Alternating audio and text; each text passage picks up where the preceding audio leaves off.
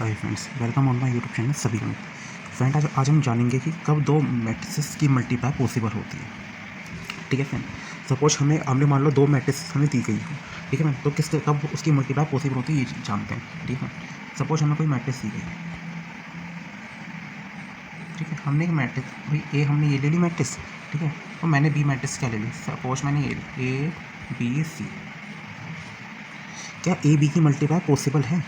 तो इसके लिए क्या आपको कंसेप्ट पता होना चाहिए फ्रेंड, कंसेप्ट मस्ट। ठीक है, तो ये ए बी तभी पॉसिबल होगा फ्रेंड, तो ए बी तभी पॉसिबल होगा फ्रेंड जब हम ध्यान से सुनना जो मैं कहने वाला हूँ। ठीक है, ए में क्या होना चाहिए, number of column, number of column.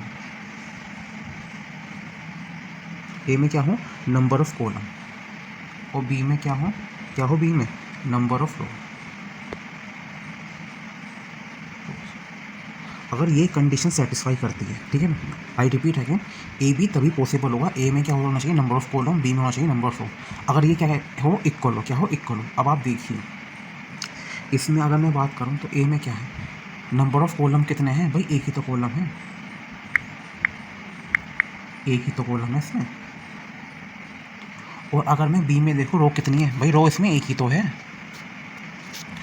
जब ए में नंबर ऑफ कॉलम एक है, ए में नंबर ऑफ कॉलम एक है और बी में नंबर ऑफ रो एक है, तो ये ना ए बी यस पॉसिबल है। बस यही बात समझानी थी आपको। ठीक है, अब लगे हाथ में आपको ए बी की मल्टीप्लाई भी करके दिखाता हूँ कि ए बी की, ठीक है, मैं एक की मल्टीप्लाई करके दिखाता हूँ, चाहे नेक्स्ट की मैं नहीं भी करके दिखाऊँ। ठीक है, मैं एक ही मल्टीप्लाई करके दिखाता हूँ मैं। ठीक है सर, कि किस तरीके से मल्टीप्लाई होगी। एक बार मैं देख लेता हूँ यहाँ पे एक्स की ए बी सी से, तो एक्स की मल्टीप्लाई ए बी सी से करनी है, तो यहाँ पर हो जाएगा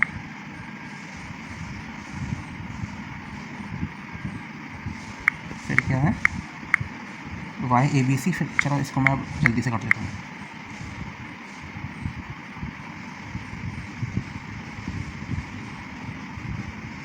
फिर जेड ए हो जाएगा, जेड बी हो गया, और ये जेड सी, यानी ए बी ना यहाँ पे पॉसिबल हो गया था।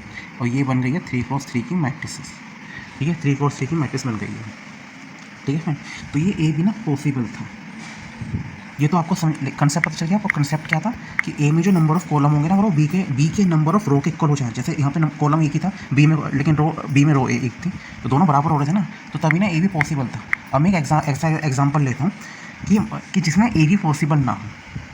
मतलब ए बी, मतलब एक एग्जाम्पल लेता हूँ मैं, उसमें दोनों ही कंडीशन होगी। चलो आइए बताता हूँ कि एग्जाम्पल लेता हूँ। ठीक है, सपोज करो मैंने क्या एग्जांपल लिया। ठीक है, जैसे चलो इसमें एलिमेंट में मैं पुट कर देता हूँ।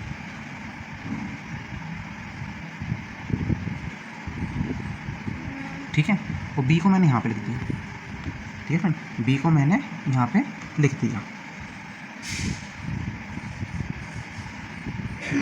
ठीक है फ्रेंड,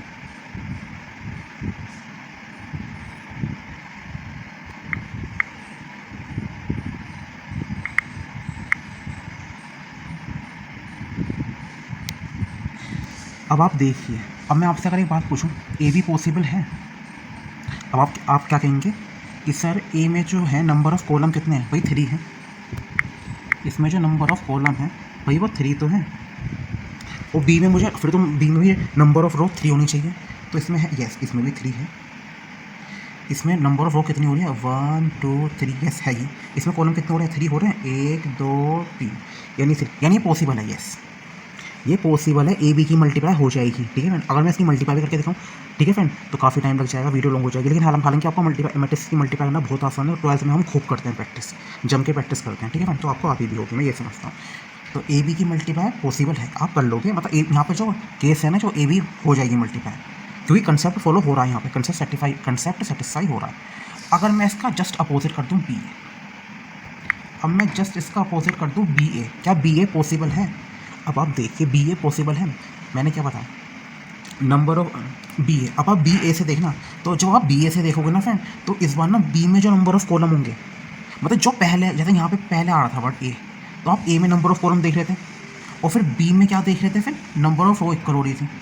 अब फ्रेंड क्या हुआ कि यहाँ पर अगर आप देखोगे, तो अब बी में स्टार्ट करना, कहीं आप याद रखो कि बी में मुझे नंबर ऑफ रो ही देखना है, नहीं, इस बार बी पहले आ गया है, तो बी में ना आपको नंबर ऑफ कॉलम देखना है, पहले नंबर ऑफ कॉलम देखना है। तो बी में क्या आप देखो, नंबर ऑफ कॉलम हो रहे हैं क्या भाई, नंबर ऑफ कॉलम 3 हो रहे हैं इसमें, भाई नंबर ऑफ कॉलम तो 3 ही हो रहे हैं इसमें, ठीक है, 1 2 3, चलो 3 मैंने यहाँ पे लिख दिया। अब 3 ना रो भी होनी चाहिए ए में 3 रो होनी चाहिए, तो यहाँ पे तो 1 2 2 ही हो रही है रो। भाई ये केस संभव नहीं है, ये पॉसिबल नहीं है, इम्पॉसिबल है। बी ए की मल्टीप्लाई होने की नहीं, चाहे आप करके देख लो। ठीक है, क्यों नहीं होने की? भाई बी में तो नंबर ऑफ कॉलम 3 हो रहे हैं ना, और ए में नंबर ऑफ कॉलम मतलब नंबर ऑफ रो 3 आनी चाहिए थी, और हो कितनी रही है? 2 हो रही है, तो बी ए संभव नहीं है, बी ए पॉसिबल नहीं है, और ए भी पॉसिबल था। बस यही कंसेप्ट है, यही मुझे बताना था। छोटी सी वीडियो है ये। अगर वीडियो अगर सच में अच्छी लगी हो तो लाइक कर देना फ्रेंड, यदि आपको सच में समझ में आया। और चैनल पे नए हैं तो ऐसी कई इंपॉर्टेंट वीडियो चैनल पे अवेलेबल है, आप उन्हें भी जाके देख सकते हैं। ठीक है फ्रेंड, तो यही कंसेप्ट था, यही मुझे आपको बताना था। उम्मीद करता हूँ आपको ये समझ में आया होगा। ठीक है फ्रेंड, तो यहाँ पे ये वीडियो फिनिश होती है। तो मैंने मैंने जान मुझे ऐसा एग्जांपल लिया, इसमें मैंने ए बी और बी ए दोनों ही बता दिया, और एक सिंगल एग्जांपल लिया था, इसमें मैंने बताया कि कब पॉसिबल होता है कि ए बी की मल्टीप्लाई कब होती है, जैसे कि इस वाले एग्जांपल। तो thanks for watching this video.